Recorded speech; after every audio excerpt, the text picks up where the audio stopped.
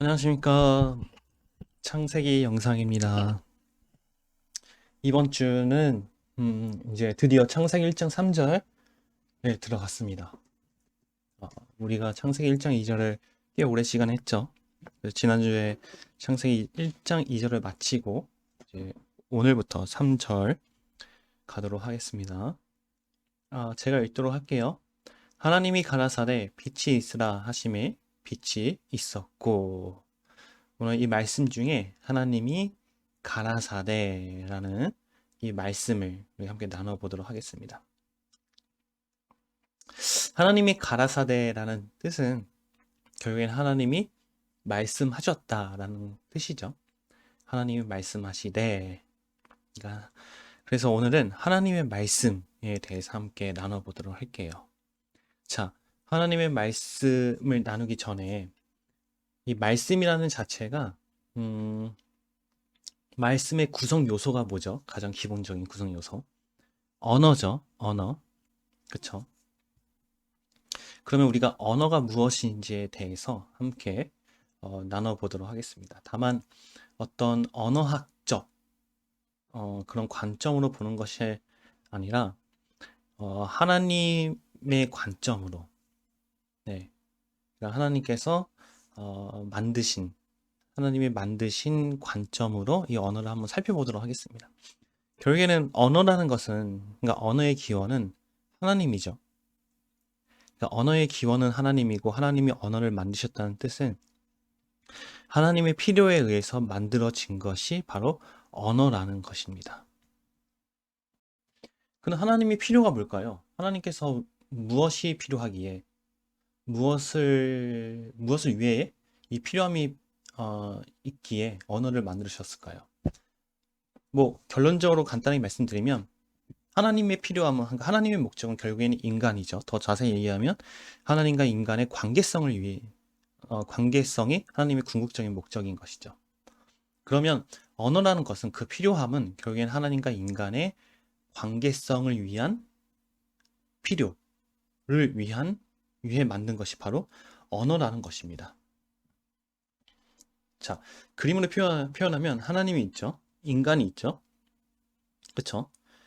근데 하나님과 인간의 관계성, 이게 목적이잖아요. 그러면 이 관계를 이어주는, 즉 중간체, 그러니까 중개체죠. 중매를 할 수 있는 이 가운데 도구가 바로 언어라는 것입니다.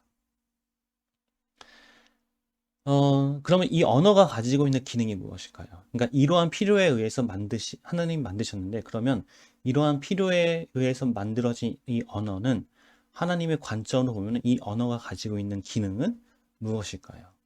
이거를 성경으로 한번 보면은 여러 가지 우리가 예를 들 수 있어요. 비교하면서. 근데 제가 이번에 한번 찾아봐서, 생각해봐서 떠오르는 게 뭐였냐면은 이 땅에 오신 예수님이다라는 생각이 많이 들더라고요. 혹은 침례 요한이 될 수도 있죠. 무슨 말이냐면, 지난번에 제가 성탄절 특집으로 제가 같이 나눴잖아요. 말씀을. 그 이 땅에 오신 예수님의 기능과 이 땅에 오신 예수님은 어떤 예수님인지, 그러니까 어떤 역할을 하러 오신 분인지에 대해서, 그 이 땅에 오신 예수님의 정체성에 대해서 이렇게 나누었죠. 그러니까 이 땅에 오신 예수님의 궁극적인 목적과, 그러니까 가장 기초가 되어 있는 바탕은 이유가 뭐냐면, 결국에는 하나님과 인간 사이에, 인간을 만나게 하시기 위해서, 관계를 맺기 위해서 중간에 그 중매, 그쵸, 중매자의 역할로 오신 분이 바로 예수님이라는 것이죠. 그래서 침례 요한도 이렇게 말씀을 하잖아요. 나는, 그러니까 침례 요한의 역할이 앞으로 오실 즉 예수 그리스도를 준비케 하는, 그 길을 준비하는 역할이 바로 침례 요한이죠. 근데 예수님마저도 앞으로 오실 보혜사 성령, 그렇죠? 사도행전 2장 3절에 2장 2절 3절에서 4절에 보혜사 성령을 또 준비하시는 그 역할로 오신 분이 예수님이라는 것입니다. 그래서 지금 제가 말씀드린 건 이제 이 땅에 오신 예수님의 역할에 대해서 얘기를 했고, 그러면 그 예수님이 이 땅에 오실 때 어떤 그러니까 반드시 어떤 조건으로 이 땅에 오셨는지에 대해서 그때 말씀드리는 거는, 그쵸? 그러니까 보이는 육의 예수님이 절대 메시아가 아니라 그 육의 예수님 안에 있는 하나님, 즉 그리스도, 예수 그리스도 그 하나님이 메시아인 것을 인간에게 계시하기 하기 위한 그런 가장 기본적인 조건에 의해서 오신 분이 바로 육신으로 오신 예수님이라는 것입니다. 그러니까 그러니까 이 땅에 오신 예수님의 문 두 가지 목적과 두 가지 의지가 담겨져 있어요. 뭐냐면 첫 번째는 보이는 예수님은 최소화하고 보이지 않는 그 안에 계신 하나님을 극대화시키는 이 두 가지, 서로 상반되는 것이지만 이 두 가지가 인간에게 영향을 줄 수 있도록, 그렇죠? 그러니까 그런 전제에서 이 땅에 오신 분이 바로 예수님이고 예수님의 기능이라고 볼 수 있습니다. 그러니까 인간의 언어도 마찬가지예요. 그러니까 언어도 마찬가지예요. 언어라는 것은 하나님이 분명히 인간에게 관계성을 맺기 위해서 필요에 의해서 만들어진 것이에요. 이 언어가. 그렇죠? 그렇죠? 그러면 그러한 하나님의 관점과 지금 우리가 알고 있잖아요. 하나님께서 인간에게 관계를 맺을 때 반드시 어떤 전제하에 조건이 있으면서 하나님이 인간에게 오시는지. 그렇죠? 그러니까 그런 기능에 의해서 조건에 의해서 하나님께서 만든 것이 바로 언어라는 것입니다. 그러니까 언어 또한 인간에게 그러니까 언어를 통해서 인간은 분명히 하나님은 자신을 알려야 돼요. 그렇죠? 자신을 계시를 해야 됩니다.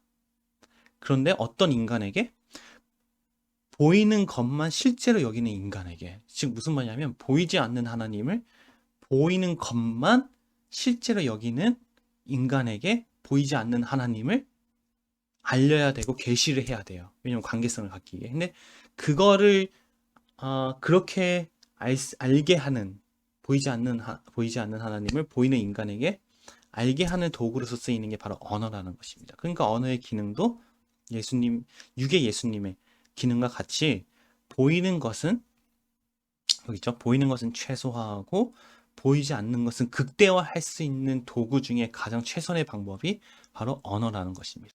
그래서 우리가 언어에 대해서 잘 생각해 보면 언어를 들으면은 그러니까 언어라는 어떤 의미를 보면은 단지 가장 기본적인 의미는 음성이죠. 음성, 소리 나는 음성. 그렇죠? 이 음성도 있지만은 뭐 수화도 있을 수 있고 뭐 어떤 제스처나 뭐 이런 것도 분명히 있을 수 있고요. 아니면 그림으로 할 수 있을 수 있고. 그러니까 기본적인 것은 커뮤니케이션이 이루어지는 것이죠. 의사소통이 이루어지는 것. 그렇죠? 근데 가장 기본적인 여기서의 하나님께서 말씀하신 언어는 인간과 사람과의 의사소통이 이루어지는, 그쵸? 기능이 이루어지는 언어라는 것이죠. 그쵸? 그러면 이 언어를 생각해보면 보이지 않죠? 그러니까 최소화의 것이죠. 보이는 것은 최소화한 상태가 바로 언어죠. 근데 이 언어를 통해서 보이지 않는 것을 극대화시킬 수 있는 또 기능을 가지고 있죠.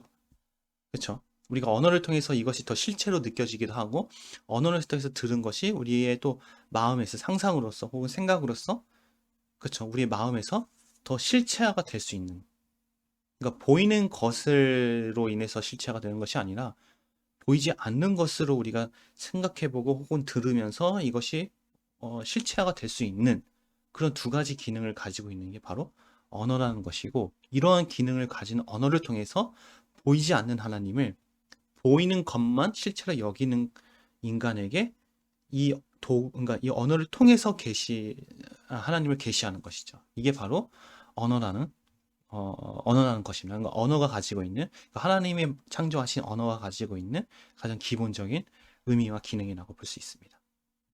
그래서 하나님께서 이 언어를 창조할 때 가장 첫 번째 목적이라기보다는 그냥 궁극적인 목적이 뭐냐면 바로 하나님과 인간 사이에 의사소통을 하기 위한 도구로 이제 만드신 거죠. 그렇죠? 그러니까 인간 쪽에서는 그러니까 인간의 언어는 딱 하나밖에 없어요. 그래서 원래 하나님이 만드신 언어의 관점으로 보면은 그게 뭐냐면 하나님께 나아가는 도구. 그걸 우리는 기도라고 얘기하죠. 그렇죠? 그러니까 인간이 하는 하나님의 만드신 언어는 딱 하나밖에 없다는 것이죠. 바로 기도라는 것입니다. 그렇죠?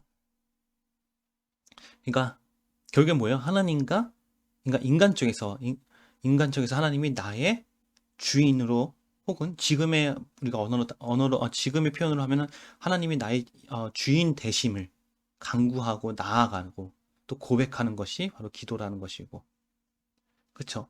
혹은 다르게 얘기하면 나를 통해서 내 입을 통해서 나오는 하나님의 말씀, 하나님의 언어, 그렇죠? 또 그렇게 얘기를 할 수 있는 것이죠.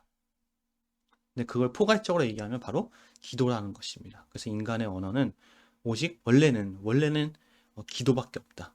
언어 중에서는. 그런데 이번 주 이제 말씀으로 보면 요즘에 우리가 계속 나누고 있는 말씀 주인의 관점에서 보면은 인간과 하나님이 관계가 되어지지 않는 상태에서 나오는 말, 그쵸?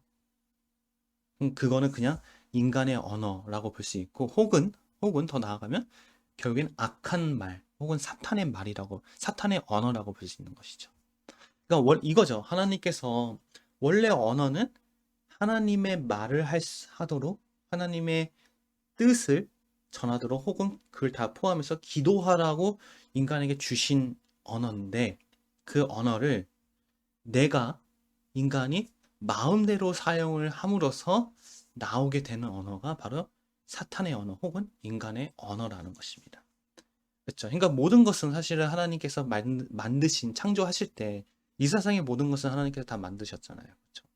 그러니까 그 만드셨을 때 하나님께서 분명히 그 안에는 하나님을 위한 혹은 선한 뜻, 그렇죠? 원래 본질이 가지고 있는 그런 목적의 의미가 다 담겨져 있지만은 그거를 인간이 마음대로 사용하기 때문에 그렇죠? 그게 이제 변질되고 타락하게 되고 그렇게 되는 것이죠. 그래서 대표적인 것이 그거라고 제가 말씀드렸죠. 그때 인간론에 대해서 제가 말씀을 드렸는데 창조, 그렇죠? 그러니까 하나님의 형상대로 만들어진 인간의 영은 그렇죠? 하나님이 창조의 능력이 있잖아요. 그러니까 그 능력이 인간의 영에도 분명히 있는데 그게 바로 창의력이라고 하지. 창의력. 그렇죠? 그러니까 창의력도 분명히 하나님이 만드신 거죠. 근데 원래 하나님이 만드신 본래의 목적과 의미는 이 창의력은 그러니까 인간 세계에서 상상할 수 없는 그 4차원의 세계 혹은 전지전능하신 그 신을 상상하고 알아갈 수 있도록 만든 그런 기능인데 이거를 내가 하나님 쪽으로 사용하는 것이 아니라 하나님과 반대되는 것들을 그것으로 하나님의 반대되는 것 혹은 육을 위한 혹은 사탄을 위한 혹은 하나님을 떠남으로써 내가 주인됨으로써 그걸 사용하기 때문에 악한 것을 더 상상할 수도 없는 악한 것을 상상하게 되고 그래서 그런 것들의 산물들이 바로 지금의 눈에 보이는 정말로 우리가 상상할 수도 없는 막 폐륜의 죄, 범죄, 네, 그렇게 말씀을 드렸죠. 그래서 언어도 마찬가지로 인간이 그거를 하나님이 주신 언어를 인간의 마음대로 사용하게 되면은 하나님의 목적대로 하는 것이 아니 결국에는 마귀의 목적대로 사용하게 된다, 변질된다라는 의미입니다. 그러면 인간의 입장에서의 언어는 하나님께 나아가는 도구, 그러니까 하나님의 말, 혹은 그걸 기도라고 하죠. 그러면 하나님의 입장에서의 언어는 어떻게 사용이 되어지냐면은 인간에게 나아가는 도구가 됩니다. 그거를 곧 말씀 혹은 계시, 이게 곧 성경이라는 것이죠. 그렇죠? 그래서 제가 지금 말씀드린 것처럼 하나님은 인간과 관계의 필요에 의해서 만든 것이 도구가 그 언어이고, 그 하나님의 언어를 사용해서 이 언어를 사용해서 의사소통, 즉 관계를 위한 의사소통을 하시고 또 그 언어 속에서 자신을 계시하는 것이 곧 말씀이고 이것이 곧 성령이라는 것입니다. 그렇죠? 그래서 하나님의 말씀, 하나님 말씀이라는 것, 그러니까 본문에서 오늘 창세기 1장 3절에서 하나님이 가라사대라고 하신 그 말씀의 기본적인 의미를 우리가 함께 다루었습니다. 그러면 하나님 말씀에 이제 이런 기본적인 의미가 있을 때 이러한 기본적인 의미를 바탕에 두고 반드시 하나님의 말씀을 대할 때 우리가 반드시 잊지 말아야 되고 고려해야 되고 염두해야 되는 두 가지 요소들이 있습니다. 첫 번째가 뭐냐면 이러한 하나님의 말씀에는 반드시 뭐가 있다? 분명한 이유와 그러니까 하나님의 이유와 목적과 그리고 의지가 담겨져 있다라는 사실을 우리 인간이 반드시 알아야 되고 또 고민을 해야 됩니다. 자, 하나님의 말씀이라는 것은 그러니까 아까 얘기한 것처럼 하나님의 언어, 하나님의 말씀은 곧 누구의 말씀이냐면 전지전능하신 창조주 하나님의 말씀이라는 것이에요. 그러니까 인간의 언어가 아니라 인간의 말이 아니라 신의 말씀이라는 것입니다. 그래서 그 하나님의 말씀은 헛소리 혹은 아무 소리 혹은 의미 없는 소리 혹은 우연적인 소리 등을 절대 말하실 수 없는 게 그러니까 그러한 말로 언어를 사용할 수 없는 것이 하나님의 언어고 하나님의 말씀이라는 것입니다. 이해가 되시죠? 그러니까 인간의 말은 인간의 언어는 헛소리가 가능해요. 그렇죠? 헛소리가 가능합니다. 그리고 아무 소리도 가능해요. 그냥 막 이것저것 막 아블라블라블라 그렇죠? 저 이런 소리 내죠. 그러니까 이런 소리가 가능하다는 거죠. 의미 없는 소리, 그렇죠? 아무 의미 없는 소리. 그리고 그냥 우연적인 소리. 막 누가 깜짝 놀래가지고 이런 소리. 그러니까 이런 소리, 이런 언어가 인간에겐 가능해요. 그렇죠? 왜냐하면 인간은 신이 아니기 때문에. 근데 신은 하나님, 그러니까 하나님은 절대 이런 소리를 낼 수가 없는 게 아니라 내지 않아요. 그렇죠? 내지 않으신 분입니다. 그러니까 낼 수가 없으신 분이에요, 애초에. 왜냐하면 하나님의 속성의 모순이 돼요. 이런 소리를 낸다는 거는. 왜냐하면 이런 소리를 낸다는 것은 곧 목적과 이유와 의지가 없는, 그러니까 창조주의 하나님이 아니다라는 증거가 돼버리는 거예요. 그러니까 전지전능하신 그리고 창조주 이 신인 하나님의 말씀은 절대 이런 소리를 낼 수 없고 반드시 그 말씀 속에는 반드시 그 하나님의 이유와 그러니까 말한 이유 혹은 말한 목적 혹은 말한 그 하나님의 의지가 담겨 있어야 되는 것이 바로 창조주 하나님의 말씀이라는 것입니다. 그러니까 우연이 없으신 하나님의 말씀이라고 보시면 되죠. 그러면 이거를 우리 신의 속성에서 다시 한번 살펴볼까요? 우리가 신의 속성에서 뭐였죠? 뭐 초월적 존재, 그쵸? 완전 자유자, 시공과 공간을 초월하는 존재, 그쵸? 또 하나 그 뭐죠? 무감지, 무의지, 무의식, 그쵸? 그리고 통일성이라는 것이죠, 그쵸? 그러니까 무슨 말이냐면 통일성이라는 것은 결국에는 처음과 끝이 같다는 것이고 이걸 좀 더 풀어서 이해하면 처음의 그 목적이 끝까지 간다는 목적이라는 것이죠. 그러니까 목적이든 이유든 의지든 그쵸? 그러니까 이 신의 존재 자체가 통일성이고 이 통일성인 것은 목적, 이유, 의지가 반드시 존재하고 이게 반드시 일정하게 유지가 된다는 것이죠.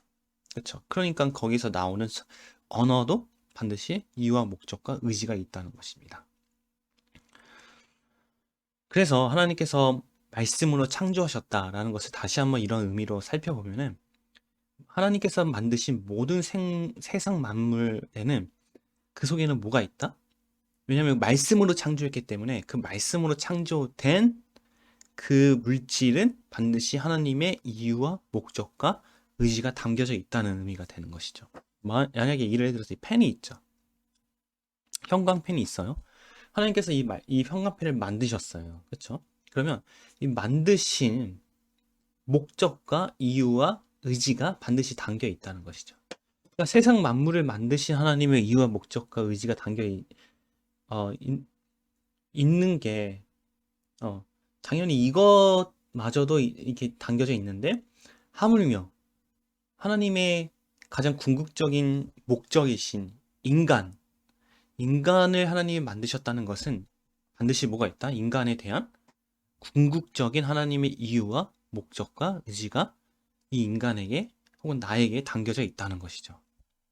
그래서 그러니까 우리는 반드시 말씀을 들을 때 혹은 성경을 보거나 해석을 할 때 아니면 하나님의 말씀으로 창조된 이 세상을 바라보고 혹은 어떤 상황을 바라볼 때에 반드시 우리는 뭘 고민을 해야 되냐면 그 속에 담겨진 하나님의 이유와 목적과 의지를 고민하고 반드시 알아야 된다는 것입니다. 결국에는 이거를 하나로 표현하면 하나님의 말씀이죠. 그렇죠? 반드시 그 상황에서 말씀하시는 하나님의 말씀, 그 환경에서 말씀하시는 하나님의 말씀, 성경에서 말씀하시는 하나님의 말씀을 반드시 고민하고 알아야 된다는 것입니다. 두 번째는 하나님의 말씀을 대할 때 우리가 반드시 알아야 되는 것은 하나님의 말씀이 곧 하나님 자체라는 사실입니다.